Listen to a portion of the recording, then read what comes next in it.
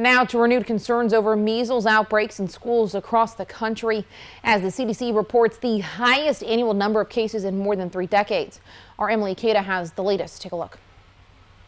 This morning, measles cases are bubbling up again and wreaking havoc on the school year. After exposure to the disease, health officials reporting more than 150 unvaccinated children between 2 schools in South Carolina have been forced out of the classroom and into quarantine for 3 weeks, the length of time it could take for symptoms like fever, a cough, or rash to emerge.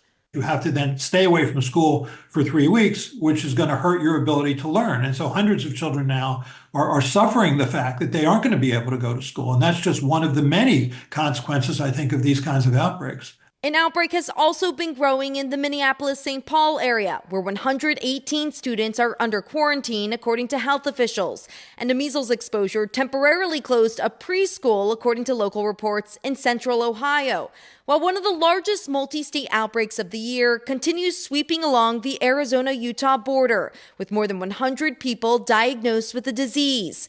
It comes as an NBC News investigation found notable declines in childhood vaccination rates in 77% of counties and jurisdictions since 2019, including in St. Louis, Missouri, where the Pratt family is concerned about their 9-year-old who has an autoimmune disease.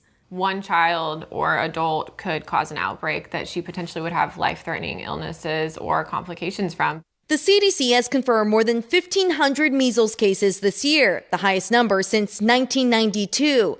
And while critics say there's been mixed messaging from the Trump administration around vaccines, with the president recently calling to break up the measles, mumps, and rubella shot into 3 totally separate shots, the CDC's published recommendations say the MMR vaccine is very safe and is effective, and there's no link between the MMR vaccine and autism. As we enter the winter months, I suspect this is only going to get worse.